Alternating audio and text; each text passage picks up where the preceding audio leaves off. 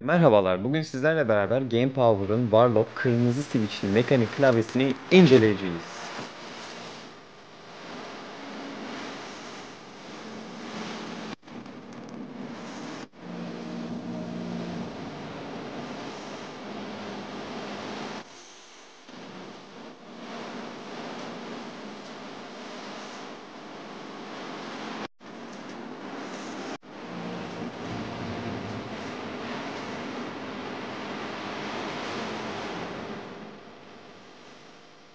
Bu videoda kutu açılışı, teknik özellikleri ve RGB aydınlatmasını anlatacağım. Özellikle bu konuda RGB aydınlatmasını detaylı biçimde anlatacağım. Dikkatli izleyin. Eğer ki güzel bir like sayısı gelirse de uzun kullanımlı deneyimlerimi anlatan bir başka video daha yapacağım. Bu klavyeyi tercih etmemdeki en büyük sebeplerden bir tanesiyle başlayacak olursak videoma, bir mekanik klavye için oldukça uygun bir fiyata aldım. Özellikle şu sıralarda, doların bu kadar arttığı sıralarda gerçekten de uygun fiyatlıydı. Bunun bir üst modeline nazaran. Aslında tam olarak bir fiyat performans ürünü bu arada diyemem. İzlediğim kadarıyla tabii daha tam olarak kullanmadım ama tam olarak bir fiyat performans ürünü diyemem. Ama fiyatına göre gerçekten oldukça makul bir ürün. Ben gerçekten fiyatına göre oldukça makul bir ürün olduğunu düşünüyorum. Bu klavyede öncelikle daha açılışını geçmeden önce şunu belirtmeliyim ki RGB hayranlarını üzecek türden bir klavye. Onu size söyleyeyim. Ben çünkü RGB'ye bu kadar önem vermiyorum. Yani RGB benim için hiçbir şey. Ama RGB hayranlıysanız ve RGB'siz herhangi bir ekipman almıyorsanız RGB'siz bu sizi üzer. Kutu açılışına da geçmeden önce hemen şöyle bir üst tasarımlarından falan bahsedeyim. Şöyle üst tasarımına gelecek olursak Game Power logosu, Warlock Mechanic Gaming klavye diye 104 primary case, yani 104 tane asıl tuşu bulunuyor. Mekanik switchli ve Rainbow Black Width'li. Yani şu şeritli olan RGB klavye tasarımına Rainbow tarzı deniliyor. İçine geleceğim, içini açacağım. Şöyle bu tarafında da işte RB ve Rainbow Black Light diyor. Mechanical switch diyor. Kırmızı switchli olanını aldım. Bir de bunun tabii ki de mavi switchli olanı var. Mavi switchli gerçekten çok fazla ses çıkarıyor. Ben o kadar ses sevmiyorum. Burada şöyle göstermek istiyorum. Warlock Mechanic klavye yazıyor. Başka bir şey yazmıyor. Diğer tarafına bakayım. Diğer tarafında da şöyle şu tarafa çevirecek olursak burada da Game Power'ın logosu ve yazısı gözüküyor. Üst tarafında yine Game Power logosu. Alt tarafında ise kısacası aslında özelliklerinden bahsettim. Şöyle gösterecek olursam. Red Mechanical Switch diyor. Yani kırmızı olması önemli. Bunu burada blue ve red olarak işaretlemişler. Aynı kutu tasarımına sahip. İkisi de, onu belirtmeliyim. LED lighting modları var. Çok da fazla bir modu yok. Sanırım 7 tane modu var ve çok da önemli değil benim için. O yüzden zaten bunu aldım. Multimedia case'leri, yani istediğiniz şeyle işte müzik açma falan, bunları farklı, yani şu sağ tarafta koymak yerine, buralarda sadece ışıklar var 3 tane. Sağ tarafta koymak yerine üst tarafa multimedya seçenekleri koymuşlar. BN tuşuna basıp F1'de mesela müzik açıyorsun. Geri sarıyorsun filan filan, o tarzda bir şeyler. Special function'lar, şuradaki F1'den F12 arasındaki function'larını anlatmış, özelliklerini anlatmış. Arka taraf bu kadar. İşte PC ve Mac'e uygundur diyor. Ergonomiktir diyor. Işığı vardır diyor ve general fit'tir diyor. Yani bütün ortalama el hizasına uygundur diyor. Burada birkaç tane şey vermiş ve artık yavaştan kutu açılışına geçebiliriz. Şöyle kutumu bana doğru çeviriyorum ve alt tarafta bakalım şöyle bir tane klipsi var. Açıkçası getiren kargo birazcık şey yapmış, bozmuş, hor kullanmış ama olsun. Açtığımız zaman şöyle bir şey karşılıyor bize. Ben nasıl göstereceğim onu, tam olarak gösteremeyeceğim büyük ihtimalle ama şöyle bir tane naylonun içinde geliyor açıkçası ve bunu kaldırıyorum, naylonunu. Hemen bir klavyemi kenara alıyorum ve şunları göstermek istiyorum size ilk önce. Klavyem bir kenarda kalsın. Yanında da köpükleri kırılmasın diye burada bir tane Game Power'ın garanti belgesi ve kullanıcı alakalı kullanıcı bilgileri. Bunu geçiyorum. Burada bir tane switch'imiz, slarımızı kaldırmak için şöyle bir tane aparat koymuşlar ve bu çok iyi bir şey. Bazı klavyelerde bu gerçekten gelmiyor. Çok da ucuz bir şey ama bu da bir artıdır sonuçta ve Game Power'ın bir tane sticker'ı geliyor açıkçası. Hiçbir yere yapıştırmadığım ama bir tane sticker koymuşlar. Kutu içeriğimiz bu kadar. Kutu içeriğimizi kenara koyabiliriz. Şöyle güzelce kapatalım. Aslında güzelce kapatmaya gerek yok. Birazcık hırpalanmış ama bunu kenara koydum. Şimdi klavyemizi alalım. Klavyemizi şöyle ortaya aldım. Yine naylonun içinde. Naylonun içinden klavyemizi çıkartıyorum yavaştan. Teknik özelliklerinden de bahsedeceğim bu arada. Onu söylemeyi unuttum. Naylonumuzu atıyoruz. Naylon bu kadar. Ve klavyemiz önümüze geliyor. Klavyemizin böyle bir yapısı var. Açıkçası şunu söylemeliyim. Bu taraf kötü duruyor. Onu büyük ihtimalle sökerim. Ya zaten sökmelik yer bırakmamışlar bu arada. Bu illaki bu desteği istiyorlar. Ya da böyle arkasını kapatabiliyorsunuz. Yok, kapatamıyorsunuz da.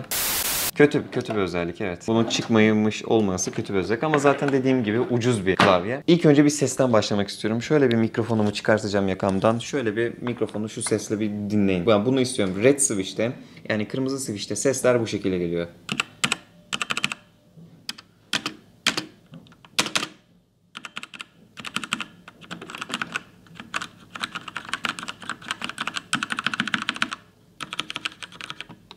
Öncelikle gayet tok olduğunu söylemem gerekiyor seslerin. Yani ben Red Switch'im diyor yani bu kadar ucuz olmasına rağmen Red Switch'im deniyor. Şurada herhalde büyük olması, numlock'un açık olması gibi tarzında 3 tane şey var. Her zamanki gibi klasik. Dediğim gibi oldukça ucuz bir şey fakat gayet de malzemesi kötü durmuyor. Sadece gerçekten bir eksi olursa bunun çıkıp çıkmaması çok kötü bir şey. Yani şu bilek desteğinin illaki şurada olması kötü bir şey. Bazen yorabilir insanı. Bazen de bilek desteksiz oynamak ister ama bilek desteği çok kötü değil bu arada. Ama birazcık adi duruyor. Onu söylemeden geçemeyeceğim. Burada switchlerimiz var ve tuşlarımız var. Şöyle bir tane tuşumu da sökmek istiyorum açıkçası şu çıkan şeyden. Bakalım gerçekten Red Switch mi?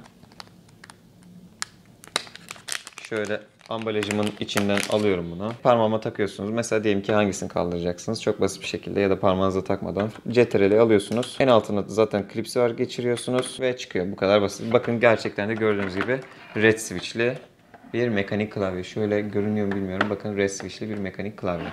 Sonra tekrardan geri takmak için de şöyle koyup. Öncelikle sert ABS'den yapıldığını söyleyeyim ve bunu birkaç tane de teknik özelliklerinden bahsetmek istiyorum size takmadan önce. Öncelikle 104 tane tuşumuz var. Tamamen komple tuş takımı 104 tane. 50 milyona kadar, bakın bu kırmızı switchlerde gerçekten iyi bir sayı. 50 milyona kadar garantisi var. Yani 50 milyona kadar bozulmayacağını iddia ediyor ki bu normal kullanıcı için neredeyse imkansız bir şey. Yani çok zor, çok uzun süre kullanman gerekiyor. ABS ve metal yapı kenarları, şuraları metal. Şuraları zaten tok bir metal hissediyorsunuz ve sert plastikten yapılmış şu tuşların üst tarafı. Şu tuşlar sert plastikten yapılmış. Bu da güzel bir artı. Rainbow Light. Şimdi Light'a geleceğim zaten. Işık kısmına geleceğim. Zaten en çok merak edilen ışık kısmı. 7 different yani 7 tane de farklı ışık kısmı var. Onu da geleceğim. Kablo uzunluğuna gelecek olursak. Şurada da kablomuzu göstereyim. Kablomuz da 1.8 metre. Hemen onu da açalım. 1.8 metre bence gayet yeterli.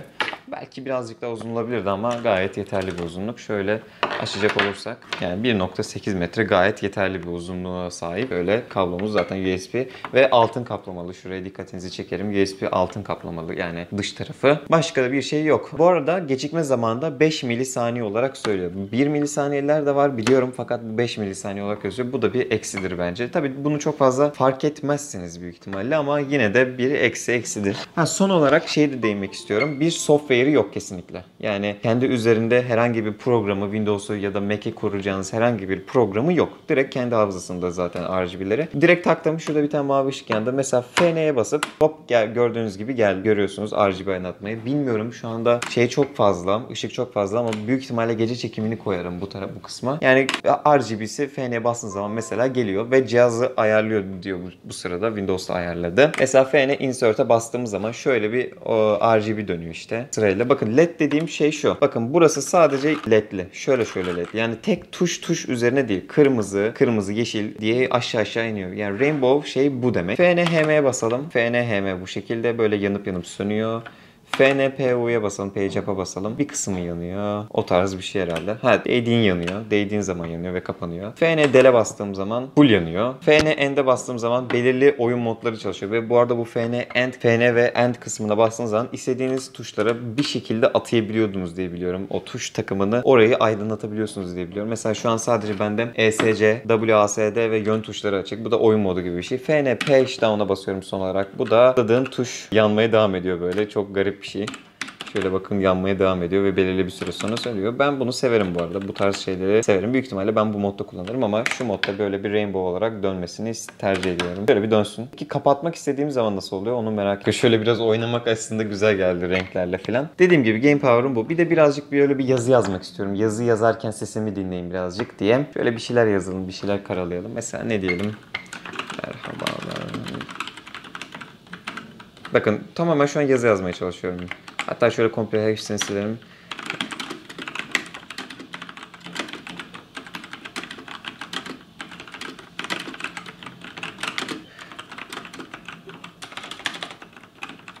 Enter'ımız bu arada bir küçük enter. Onu da belirtmek istiyorum. Böyle FN'nin modlarını da değiştirerek güzel bir şekilde hareketler yapabiliyorsunuz. Mesela ama şunu söyleyeyim, terleten bir yapısı var. Kesinlikle onu söylemem gerekiyor. Tabii bunları daha fazlasını deneyimlediğim videoda daha güzel özetleyebilirim. Şimdi Game Power'ın güzel klavyesinden, ucuz klavyesinden bu kadar. İzlediğiniz için teşekkür ediyorum. Bir başka videoda görüşmek üzere. Abone olup like atarsanız gerçekten çok sevinirim. Görüşmek üzere, hoşça kalın.